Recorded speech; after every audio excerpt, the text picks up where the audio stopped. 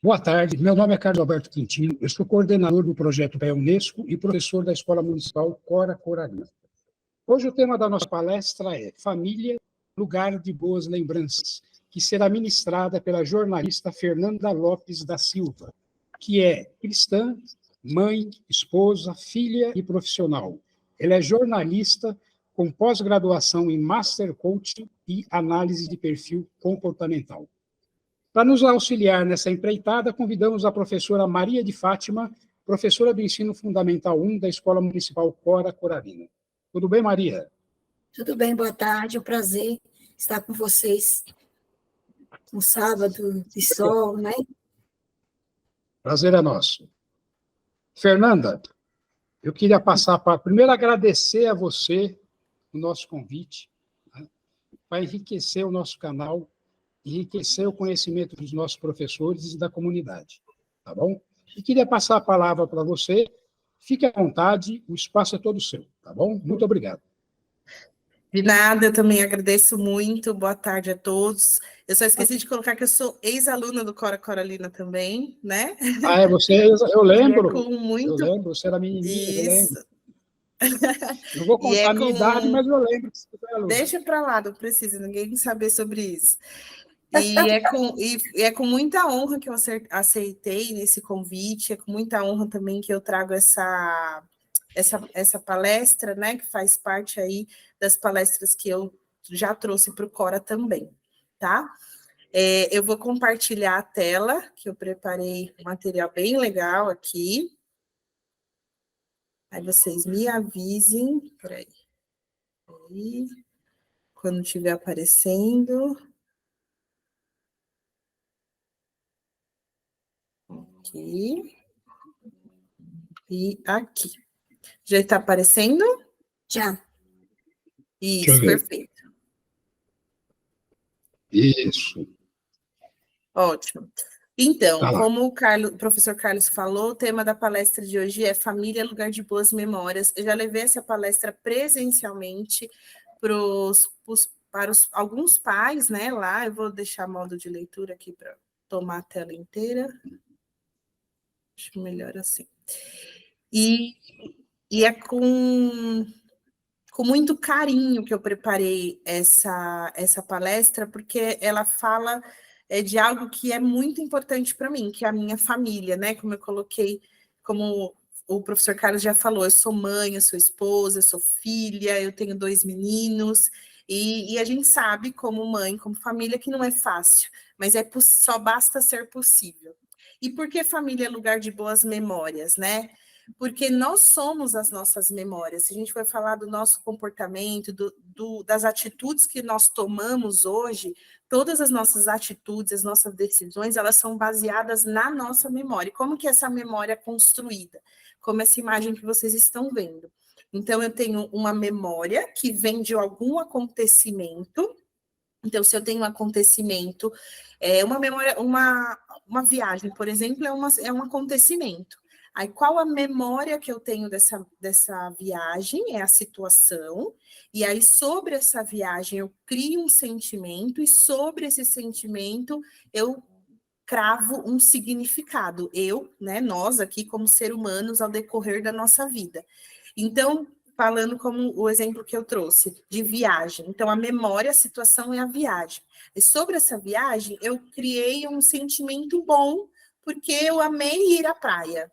Mas há pessoas que vão falar assim, eu não gostei de ir à praia. Pode ser que aconteceu algo ali que trouxe um sentimento de medo, de vergonha, de raiva, e aí o significado sobre uma viagem da praia vai ser ruim. Ou o contrário, como eu dei no primeiro exemplo. Nossa, foi muito bom, a família reunida, né? Vamos focar aqui na família reunida. Eu me senti feliz ali, eu me senti amado ali, então trouxe sentimentos bons. Aí o significado que eu vou dar para aquela viagem, toda vez que me falarem sobre viagem, eu vou trazer o significado de algo bom. Entendem? Me ajudem. E aí, Ótimo.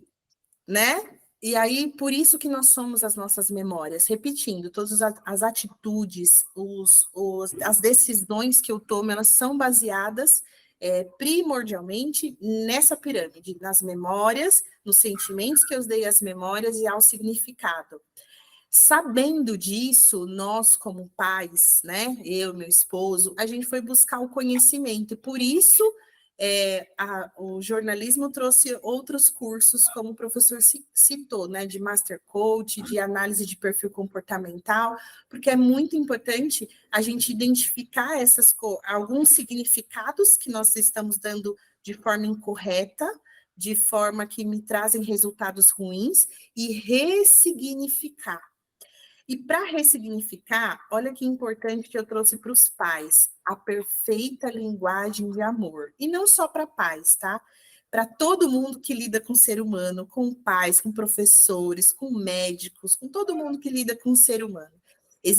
A ciência explica, né, e a gente vai ver isso em várias literaturas, que existem 4 linguagens de amor que chegam a ser universal, que todo ser humano nasce com essas necessidades, né? Nós, naturalmente, já nascemos com a necessidade de dar amor e receber amor. E existem atitudes que a gente pode incluir no nosso dia a dia para representar isso fisicamente, para que, voltando, né, a família, entre pais e filhos, que a criança vai se sentir amada, se ela receber essas linguagens de amor. A criança vai se sentir segura, feliz, se ela receber essa linguagem de amor. O comportamento das crianças vão mudar se elas receberem essa linguagem de amor. E se você que está me assistindo, né, os professores que estão aqui, talvez você não saiba disso antes, está tudo bem. Você só fez o que você podia ter feito, de acordo com o ensinamento que você teve. E agora, esse conhecimento chegando a você, você pode incluir no seu dia a dia essas atitudes e vai ver as coisas serem ressignificadas, né? Como eu trouxe no slide anterior. Se por acaso algum significado foi dado de forma não incorreta, mas assim, que trazem brigas, que trazem discórdias, que trazem maus comportamentos, a gente ressignifica a partir de atitudes diferentes, certo? Então, a primeira delas é o pertencimento. Então, a gente vai falar de pertencimento, de importância, de distinção e significado. São as 4 linguagens de amor, como eu falei, chega a ser universal, que todo ser humano, se receber essas linguagens de amor, vão se sentir amados. E é claro que existem comportamentos que cada um vai demonstrar, né? Existem vários perfis comportamentais, vários tipos de pessoas, mas essas linguagens de amor, elas falam com todo mundo. Então, pertencimento, que é a primeira, é o ser humano se sentir parte de algo. E isso a gente vai conseguir expressar em palavras quando eu falo para os meus filhos, você faz parte dessa família. Quando eu chego em casa e falo que bom estar nessa família com vocês, e eles ficam felizes, eles sentem que eles fazem parte daquilo. É aquele que vai sair na rua, vai ter amigos, vai em outros lugares, mas ele sabe que ele faz parte de uma família, e isso traz segurança. E as atitudes que a gente pode ter é abraço de 40 segundos. Por que 40 segundos? Porque a ciência explica que o nosso cérebro, quando a gente tem um toque entre seres humanos, né? Um toque de pele entre 2 pessoas ou mais, né? Uma família toda abraçada por 40 minutos, é ativado no nosso cérebro a ocitocina, que é o hormônio do amor. Então, a pessoa vai se sentir amada. Tudo gira em torno do amor, né? E o olhar no olho também. Quando o seu filho estiver falando com você, quando o seu esposo estiver falando com você, quando o seu aluno estiver falando com você, olha no olho, ele vai se sentir amado, ele vai se sentir pertencente àquela situação, à sua vida, àquela conversa. A segunda linguagem do amor é a importância. Quem não gosta de se sentir importante, né? Se sentir importante para alguém, se sentir importante dentro da sala de aula, se sentir importante dentro da família. E falando de sala de aula, eu acredito que todos os adultos hoje têm aquela lembrança boa de ser o ajudante do dia, de ser a pessoa importante do dia. Isso é muito realmente... traz um diferencial para a criança, se ela já foi o ajudante do dia, todo mundo lembra disso. E falar, ela ouvir, ó, você é importante aqui, por isso que eu preciso da sua ajuda. Você é importante aqui nessa família, olha como você é importante para o seu irmão, né? E não aquela coisa, cuida do seu irmão, faz assim, e tá tudo bem se você falou isso até agora. Era o que você sabia, agora você está recebendo um outro conhecimento. Mas falar, ó, você é importante para o seu irmão, você é importante para mim. Eu costumo dizer para os meus filhos, eu só sou mãe por causa de vocês são muito importantes na minha vida. E falar também o que você pensa, o que você sente é importante. Isso mesmo quando a gente vai corrigir. Olha, o que você pensa, o que você está sentindo agora é importante, mas eu vou te falar o seguinte, ó, você estava errado, você estava descumprindo uma regra, tudo bem, é importante que você pense, mas saiba que existem regras, saiba que você pensou dessa forma, mas não era assim, eu vou te ensinar o correto. É importante falar isso também quando a gente está corrigindo nossos filhos, nossos alunos, enfim. E quando a pessoa ouve com atenção, sem distração. Nós adultos gostamos disso, né? De sermos ouvidos sem distração, sermos ouvidos com atenção. E aí volta o olho no olho também. E a terceira linguagem do amor é a distinção. Ser tratado de forma única. Como eu falei, eu tenho mais de um filho. E eu já percebo que um gosta de algo que o outro não gosta. E o quanto é importante eu falar para eles, olha, eu fiz isso porque eu sei que você gosta. Pode comer, mesmo que a mamãe não gosta, mas eu sei que é importante para você. Eu comprei dessa cor porque é importante para você, porque você gosta. Olha esse filme aqui. Vem aqui assistir, vamos pôr nesse canal, porque eu sei que você gosta. Hoje a gente assiste o que você gosta, mesmo que eu não goste, e outra hora eu assisto o que eu gosto, a gente divide, a gente compartilha. Então ela se sente pertencente, ela se sente importante e ela sente, olha, estão respeitando os meus interesses. E quanto é importante isso no mundo, quando a gente cresce, não é? E também se interessar pelo que interessa para ele ou para ela, né? Às vezes não, a maioria das vezes a gente olha as crianças e fala assim, nem tenho mais paciência de assistir um filme, nem tenho mais paciência de brincar disso, mas para ela é a primeira vez. Para aquela criança, ele não sabe o que é, ele está interessado naquilo. E o olhar deles muda para nós e para aquela situação quando eles veem que os adultos também estão se interessando por aquele assunto, se interessando por aquela brincadeira. E o quarto e última linguagem de amor é o significado. Todo ser humano precisa ter o significado, por qual motivo eu estou aqui, por qual motivo eu estou na Terra. E o quanto é triste muitas vezes, nas sessões que eu atendo algumas mulheres, elas dizerem, nossa, eu não sei para que eu nasci, eu não consigo passar esse significado para o meu filho, mas todo mundo tem uma missão muito importante, né? Meu currículo que o professor falou é a minha missão, é ser mãe, é ser uma boa profissional, é ser uma boa filha, e ouvir isso das outras pessoas, olha, você nasceu para dar certo, você nasceu para que as suas coisas prosperem, para que a sua missão prospere, para que o seu trabalho prospere. Você tem uma missão a cumprir do jeito que você é. Hoje, no mundo que a gente, de tanta rede social, de tanta internet, as pessoas se comparam muito e ficam se perguntando, para que eu nasci? Para que eu estou aqui? E não, existe algo grandioso para ser vivido por todos nós, cada um nas suas missões, não é? E, por último, eu deixei aqui até o meu Instagram, em QR Code, quem quiser ler o QR Code pelo celular e começar a me seguir, eu sempre trago essas mensagens. E uma frase que me toca muito, e que me faz repensar bastante meu comportamento.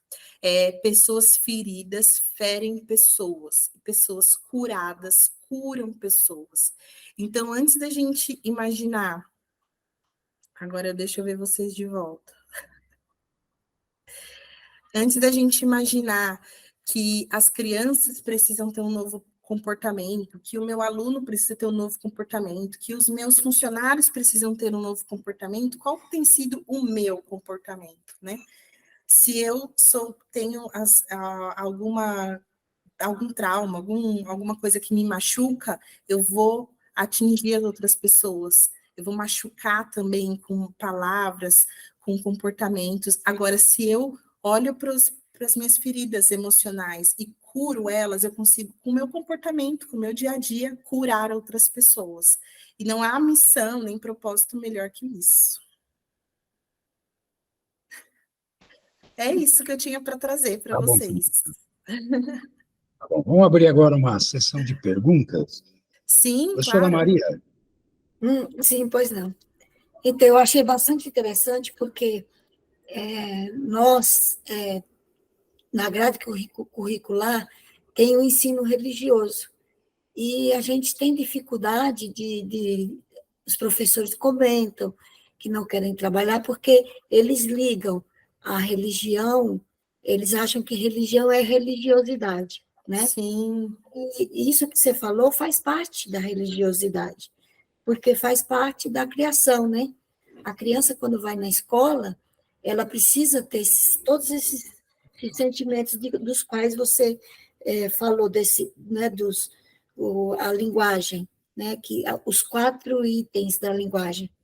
Eu achei bastante interessante, porque, primeiro, na escola, né, porque, como você falou, da família, então, na escola, o pertencimento, a criança precisa saber que ele pertence àquela escola. Né?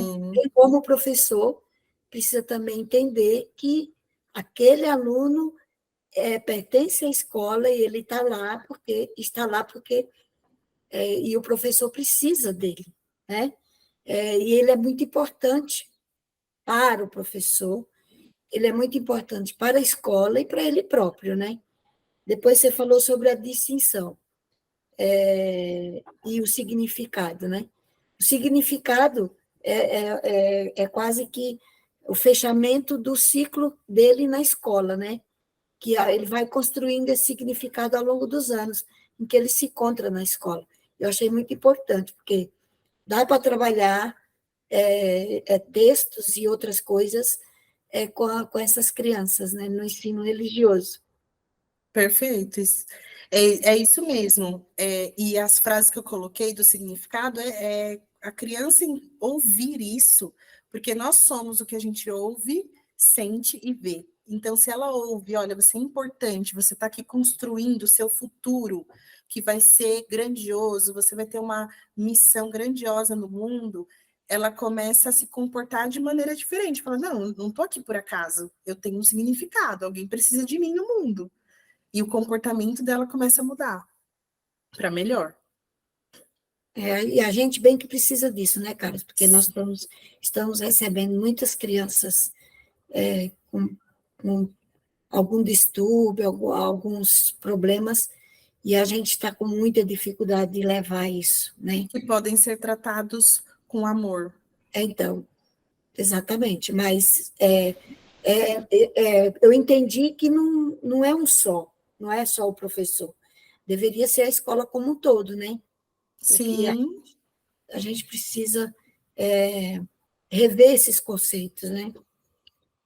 Rever essas atitudes e cobrar também, né, Carlos, dos gestores, que eles deem essa oportunidade para nós e para os alunos, que está assim, tá meio jogado assim, as coisas, porque está muito esquisito. Desde a pandemia, a gente tem tido assim umas questões assim bem difíceis de lidar. Isso. Obrigado, Maria. Agora, sim, uma dúvida minha, né? Eu acredito que, professor há 30 e poucos anos do Cora, e depois do Estado também, a gente percebe que os pais, às vezes, confundem amor com limite. Sim. Né? Então, fala assim, não, eu não vou fazer isso, porque a criança vai se frustrar. Uhum. Né? Assim, confunde a questão do que é afetividade, do que é amor, do que é comportamental. Né? Então, assim, a gente ouve muito essa narrativa, né? Mas eu não vou fazer isso com meu filho, porque ele pode, né, se magoar. O que você acha da questão da relação? Você falou da questão do amor, né, da família e tal. E o limite não é legal. Para a criança não é legal. E por ela faria o que ela quer. Né? Mas tem que ter limite. A sociedade impõe limites. Exatamente. Né? Então, você sai de uma família, né, que a gente vê na escola, às vezes, que não põe limite na criança, ela vai encarar lá na frente um mundo que a limita. Então, eu acho assim, e a frustração disso? Né? Qual a reação dela, né, emocional frente à limitação da sociedade, sendo que ela nunca teve limite? Exatamente. Os pais confundiram amor e limite. Né? O que você acha dessa questão? Eu concordo com o que você falou, e as crianças, estamos falando de crianças, né, nesse momento, as crianças precisam de amor e limite, ou limites com amor, podemos dizer assim, né? É importante para o ser humano se sentir amado. Nós nascemos para isso, como eu falei. Nós nascemos para amar e ser amados, é natural. Mas nós precisamos de limite. Exatamente por isso. Eu falo para os meus filhos, olha, eu estou te educando para você ser um homem honrado, um homem de sucesso, um homem próspero, mas precisa de limite, precisa ser educado com sim e não. Sim, sim, não, não. Não existe... e eu vejo muito isso nas mulheres com que eu convivo, com que eu atendo também, que parece que muitos pais têm culpa, sentem culpa e remorso quando dizem não. Talvez eu, né, também não vou dizer a minha idade, mas eu vim de uma geração que nossos pais falavam não, e falavam não mesmo. E a próxima geração, né, eu não me lembro quem falou, uma doutora, uma professora doutora em administração, a dona de escola, estava comentando isso comigo. Parece que a idade de vocês é a última geração que ouviu não e cresceu sabendo que existem sim e existe não. E hoje a gente tem uma geração de pais que ouviram muitos nãos, não generalizando, né? Mas o que eu vejo muitos nãos e estão com medo de falar não para os filhos, né? De fazer como quer. E não é assim. É como a professora Maria de Fátima estava falando sobre religiosidade, sobre religião. Eu sou cristã e é preciso viver com princípios e valores. E a palavra de Deus fala, a criança não nasce, não vou usar a palavra que está lá, porque eu não me lembro, mas assim, a criança nasce sem saber os limites. A criança nasce com não me lembro a palavra, mas assim, sem saber limites, vamos dizer assim. E nós, que já estamos aqui há algum tempo, temos que passar esses limites. Todas essas linguagens de amor, elas têm que ser usadas no dia a dia, mesmo que eu faça correções. Hoje mesmo eu ouvi uma frase, muito amor sem correção traz um adulto mimado. E muita correção sem amor traz um adulto sem sentimentos. Então, amor com correção ou correção com amor trazem adultos saudáveis. É isso. Isso mesmo. Maria de Fátima. Sim. Uma então, questão? Você citou o fato do sim e do não, né? A gente percebe os pais quando eles não têm esse parâmetro, né? E assim, as crianças precisam se frustrar. Elas precisam se frustrar para poder, no futuro, elas aprenderem a lidar com as emoções, com os problemas, né? E sem frustração, a criança vai achar que o mundo é dele, tem que ser do jeito dele, e ele não quer mudança. E a gente vê isso muito nos pais, no comportamento deles. Quando a gente vai falar alguma coisa para eles, parece, dependendo do pai, parece que você está pisando em ovos, porque eles não aceitam que você fale nada sobre o filho dele, sobre o filho ou filha. É como se você tivesse a obrigação, assim, de sempre dizer o que ele fez de bom, como se ele nunca tivesse feito nada de errado. Então, tem pais que eles mesmos já se adiantam e dizem, olha, a senhora desculpa, meu filho fez isso, porque deve conversar com o filho em casa. Quando tem pais que nem querem escutar o que o filho fez, e também não aceita se você falar. Então, isso faz parte já desse contexto, né, de achar que o filho vai ter só coisas boas na vida. E a gente, infelizmente, não é assim. E muitas mães se sentem culpadas, né? Quando falam não e o filho chora e vai ter que chorar. Essa é a frustração, né? E realmente, no mundo, a gente não vai querer tudo. A gente vai poder querer, mas não vai ter tudo. Não vai poder acessar a tudo. Então, tem esse caminho também. E como eu sempre cito os meus filhos, porque é a minha realidade, é onde eu coloco em prática o conhecimento. E falo para as mães também, não é porque o filho fez uma birra, chorou, esperneou, que você está errando. Pelo contrário, talvez aquilo foi ele tentando entender que ele quer e ele tem que respeitar que a mãe falou que não. Não é? Então, eu estou lendo um livro para as crianças, que eu leio por capítulo. Faz parte da série Vagalume, o Carlos conhece. Então, voltando para casa. E aí, tem um capítulo que ele fala sobre sabedoria. E eu já li esse capítulo. E foi bastante interessante, porque as crianças ficaram muito interessadas. E eles ficaram tão interessados que outro dia eu li um texto, acho que foi na quinta, eu li um texto que falava mais ou menos um tema equivalente. E um deles fala assim, olha, professora, quando você leu aquele capítulo, eu entendi que a pessoa que não sabe ler, ele pode ser sábio, que era o que dava a entender no livro.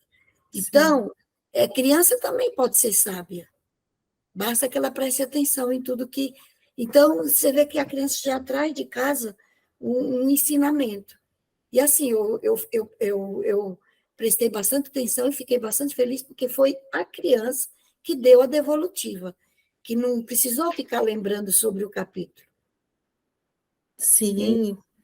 E aprender a escutar um não faz parte também da sabedoria humana. Exatamente. Eu tenho uma outra questão que é a seguinte, eu já li alguns autores da educação que eles falam que o ato de ensinar, né, ele tem que se restringir somente à questão técnica do ensinar. Né?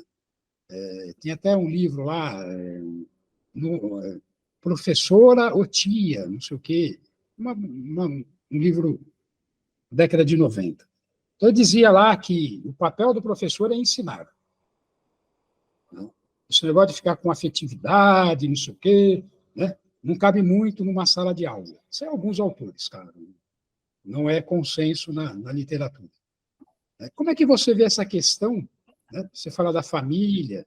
Eu considero uma sala de aula, né, entre aspas, uma família. É um convívio diário de 4 horas, né, que você tem conflito, você tem momentos de alegria, né, momentos que o aluno perde a paciência, momentos que o professor perde a paciência. É uma família. Reproduz ali as relações familiares, né, que nada é uma maravilha, sempre tem um conflito, mas tem os momentos felizes, tem os momentos alegres, e aí vai. O que você acha dessa questão da educação, né, e a afetividade? Dá para você trabalhar, equacionar essas duas questões, ou como dizem alguns autores da educação, que não, a educação é apenas um ato técnico, que você vai lá ensinar só, né, vai ensinar, como dizia antigamente, o beabá e acabou. E pronto. Tem que se restringir a isso, né? Porque senão vira tia, vira tio, né? E não é essa a proposta. Tem alguns autores, claro, isso não é Sim. consenso. Eu queria saber a sua opinião sobre isso. Eu acho que é equivalente ao ambiente de trabalho, que a gente passa bastante tempo lá, e até mais que às vezes com a nossa família de sangue mesmo em casa. As crianças passam aí 4 ou 5 horas, tem crianças que ficam no integral, dependendo, né, da escola em que estão. E aí a gente vai porque a ciência explica. Tudo que se torna significado, tudo que se torna conhecimento na minha e na sua vida, ela vem de duas formas. Ou forte impacto emocional, aconteceu alguma coisa que aquilo já travou um significado e um conhecimento, né, na minha mente, ou de repetição. Né? Todo dia. Então, todo dia eu estou com aquele grupo de pessoas, recebendo conhecimento, trocando emoções, porque por mais é recente, né, em que alguns autores concordem que nós somos emocionais, que nossas decisões são emocionais, é muito recente, mas eu estou todo dia ali trocando emoções, estou todo dia ali recebendo e entregando. Então, isso também traz aprendizado. Por mais que esses autores falem que no ambiente de trabalho a gente também tem que ser profissional e não trazer emoção, tem que deixar a emoção em casa, isso também não existe. Nós somos seres emocionais. Então, o professor tem forte impacto emocional na vida, nas nossas vidas, né? Eu trago emoções e conhecimento que eu aprendi com os meus professores. A profissão que eu escolhi estudar foi uma professora que falou, olha, por que você não pesquisa sobre isso? Né? Na minha vida, ela tinha um papel muito importante. A gente trocava emoções. É possível, sim, nós somos seres emocionais. Por mais que falem que deixa o seu no ambiente profissional, vamos falar assim, deixa o seu pessoal em casa e aqui só o profissional, não existe, a gente não consegue. E até por isso que muitas crianças, muitas pessoas ficam depressivas, ficam frustradas, porque não dá para separar, né? E essas linguagens de amor, elas podem ser atitudes em qualquer ambiente. No ambiente escolar, entre professor e aluno, entre toda a equipe, como a Maria de Fátima falou, é uma responsabilidade de toda a equipe, tratar uns aos outros assim, e no ambiente, e como profissionais, né, ali fora da sala de aula, só professores, ou hoje eu estou no ambiente corporativo, só a equipe, a gente já lida com os líderes diferentes. Olha, o líder, ele tem que fazer o liderado se sentir pertencente, as opiniões dele são importantes, ele vai agir de forma distinta e ele tem um significado enorme aqui. Entende? Então, os líderes já estão se preparando já para isso. Então, essa questão do emocional também está sendo levada para a empresa. Exatamente. Para o mundo corporativo. Como que as pessoas... E a ponto de falar assim, olha, se você tem um problema pessoal que você não consegue vir trabalhar, que a sua emoção está abalada, pode ficar em casa. Cuida lá. É óbvio que não são todas as empresas, mas cuida lá e depois você vem para cá produzir melhor, produzir com tranquilidade, entende? E o aluno é a mesma coisa. Eu acredito que nós somos... É obrigatório para a escola todo dia. Então, vocês recebem os alunos com as emoções que eles vêm de casa. Às vezes eles vêm muito bem, às vezes eles não vêm tão bem. E aí, qual é o papel? Imagina, um aluno chegar chateado, né? Acontecer uma situação em casa, ele chegar e ser recebido com essa linguagem de amor na escola. Imagina o quanto que ele vai falar, não, é possível ser amado, é possível eu transmitir isso para as pessoas também. É tudo na emoção. A gente tenta explicar na razão, mas as nossas decisões são emocionais. E ele vai levar isso para toda a vida, né? Exatamente. Assim, eu tenho...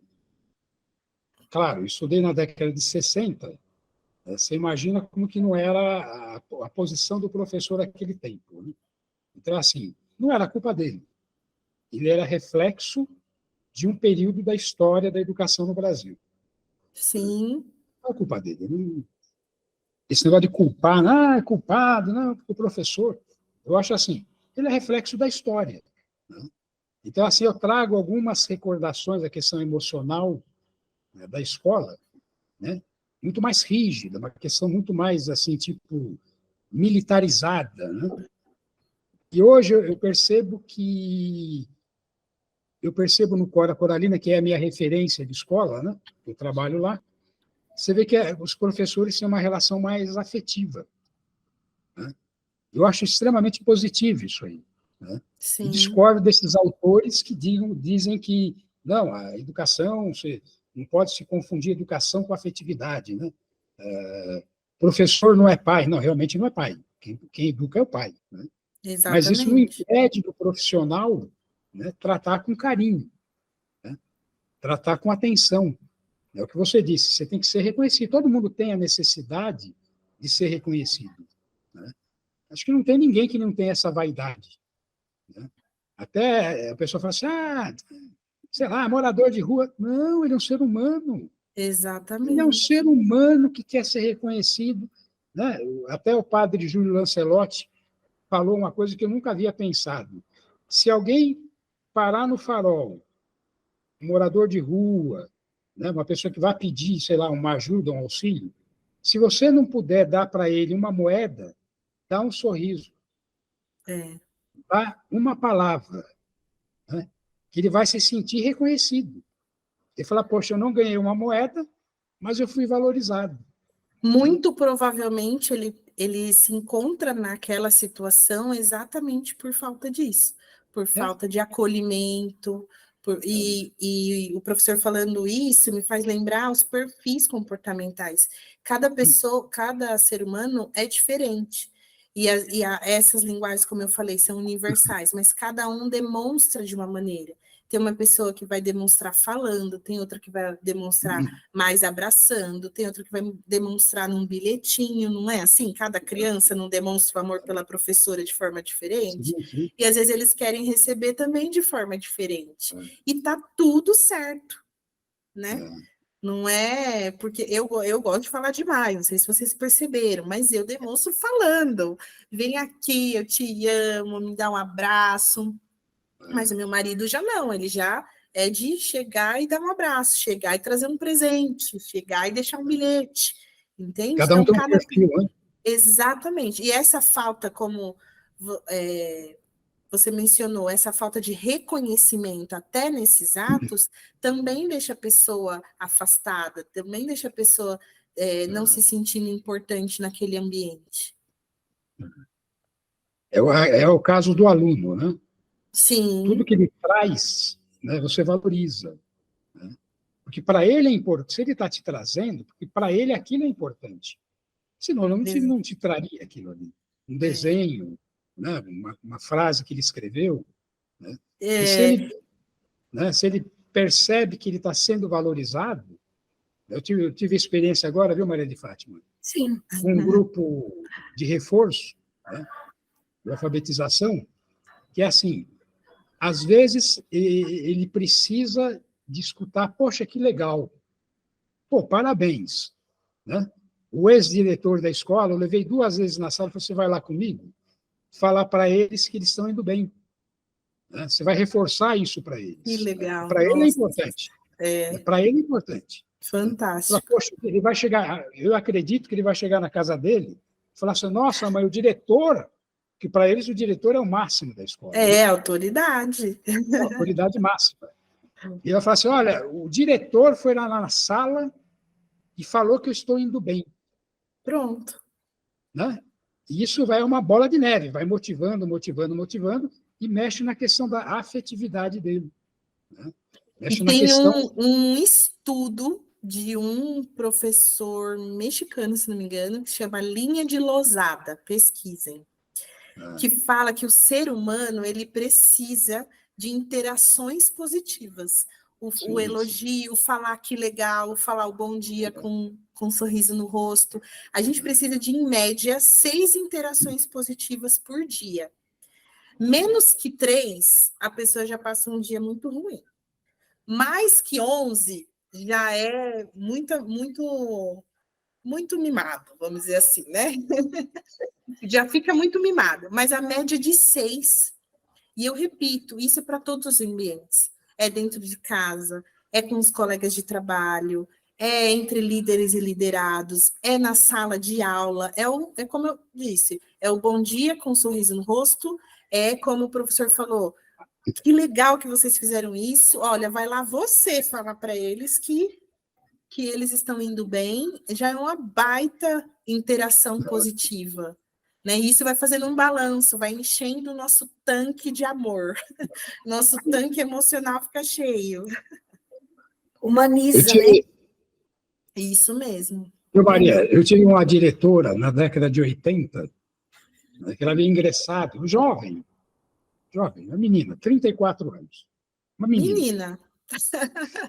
Aí ela falava assim nas reuniões, nossa, olha, veio uma mãe falar bem do professor fulano, viu? Ela falou isso, isso, isso. Aí você vê que, né?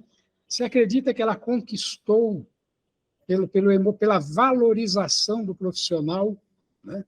Não aquelas reuniões enfadonhas que colocam os aspectos. Ah, claro, tinha até aspecto negativo que tinha que ser corrigido, né? Sim. Mas ela valorizava o profissional. Né? Que você falou do mundo corporativo, né? Isso. Ela valorizava. Né? E você vê assim, ela conseguiu um consenso, né? Trabalhando a questão da aceitação, trabalhando a questão do emocional, né? Ela se referia a você, ao seu nome, né? Isso. Falava, olha, aconteceu, olha, veio um aluno falar de você, falou que você é um bom professor, olha, fulano veio não sei o quê, né? Oh, fui lá, passei na porta, vi a sua aula, nossa, excelente, mas ela falava assim, politicamente bem divididinho, né? Sim. Ou seja, ela valorizava o trabalho, né? Que eu acho que, se for do mundo corporativo, né? Aumenta a produtividade desse profissional, aumenta Pessoas a produtividade felizes do aluno. produzem mais. O aluno vai se sentir valorizado, né? E vai se sentir motivado, né? E, consequentemente, ele vai produzir mais na sala de aula. Ela prestava atenção, né? Porque ela prestava atenção. Porque prestava atenção. A atenção dos gestores aos acontecimentos da escola é muito importante, porque valoriza o profissional, valoriza a escola e valoriza o alunado, né? Não é uma coisa solta. Quando a gente tem essa divisão, né, entre diretor e professor e aluno, a gente tem muitos problemas. As próprias crianças, elas começam a entender que aquilo não está certo, que tem uma divisão, e elas começam a querer ser vistas, né? Assim como os professores também. Às vezes, eles precisam serem notados. Sim. E a gente tem muita dificuldade com isso. Exatamente. Essa necessidade é de todo ser humano, ser notado, ser reconhecido, ser visto, ser tratado com distinção, sim, né? Saber o que um gosta, o que o outro não gosta, a distinção no comportamento. Às vezes tem pessoas que amam ser reconhecidas na frente de todo mundo. Tem pessoas que não, que preferem receber o elogio ou a correção à parte, né? Pessoas que preferem de outra forma, de outro tipo de conversa. E o líder, que seja o líder no mercado de trabalho, ou o líder em casa, que é o pai e a mãe, precisa estar atento a isso, é prestar atenção mesmo. Maria, mais alguma observação, Maria? Não, eu estou muito satisfeita. Né? Comungo com todos o seu pensamento e a gente tenta se aprimorar, né? Mas a gente está sempre aprendendo. E todo dia a gente aprende, né? Como hoje. Muito obrigada. Perfeito. Não, realmente, você foi muito didática, né? O principal, e abordou um tema interessante, né? Que as pessoas, às vezes, esquecem do emocional, né? Eu, de formação, eu sou economista, né? Eu dou aula, eu tenho magistério, né? Mas também militei na economia. E, assim, o mundo corporativo antigo, né, ele era frio e racional. Sim. Frio e racional. E hoje, pelo que eu percebi que você falou, né, está havendo uma evolução no mundo corporativo. Né? Porque a geração também mudou. Mudou. E o mundo corporativo, pelo que você me passou esse conhecimento que eu não tinha, porque eu já estou há 6 anos aposentado aí da economia, que bom, né? Que as emoções estão chegando no mundo corporativo, né? Que elas estão se aperfeiçoando na escola, né? Que as famílias também aperfeiçoem essa questão do emocional, né? E é isso, eu acho que fantástica a sua palestra, tá? Queria agradecer mais uma vez a você, né? E aí a gentileza de ter nos brindado com essa fala, né, que é muito importante, que a gente não pode esquecer da questão do emocional e do limite. Exatamente. Né? Que o pai que esteja assistindo essa sua bela fala, lembre sempre que amor é amor, mas tem que ter limite. Né? E limite traz segurança. Uma criança que recebe limite, ela vai nascer, ela vai estar num ambiente em que ela se sente seguro. Olha, qualquer coisa, eu sei quem sabe mais que eu posso contar com a sabedoria dos meus pais e do meu professor, que seja, né? Porque mesmo que o professor não eduque, é responsabilidade sim dos pais, mas o professor tem um papel muito importante na vida das crianças, né? Podem fazer total diferença, mas tudo com amor e limite, ou limite com amor, e tá tudo certo. E eu fico muito feliz, muitíssimo feliz em voltar para o Cora, agora trazendo conhecimento, né? Tudo que eu aprendi durante toda a minha vida me trouxe aonde estou. E sim, o mundo corporativo está se abrindo para o emocional. Fico feliz em hoje atuar numa empresa que se abre para isso, de poder trabalhar com tranquilidade, trazer essa informação para as pessoas. E eu fico à disposição. Quando precisarem, podem contar comigo. Tá ótimo. Tá bom? Tá, então eu queria agradecer a professora Maria de Fátima, tá? Pela participação e a brilhante participação aí com as suas perguntas. Queria agradecer a Fernanda, viu, Fernanda? Muito obrigado. Prazer em revê-la. Sim, Né? prazer todo meu. Lembro de você, menininha, Oh, jovem meu ainda, Deus. mas jovem, tá? E queria agradecer a todos que estão nos escutando, que estão nos vendo, tá? E até a próxima, e muito obrigado a todos. Muito obrigada, Fernanda. Espero a gente se encontrar em outra oportunidade. Né? Com certeza. Isso. Muito obrigada, Carlos. Obrigado a todos. Tchau. E uma boa tarde. Tchau, Fiquem tchau. com Deus. Até mais. Tchau, tchau. Até mais. Tchau, tchau. Boa tarde. Boa tarde.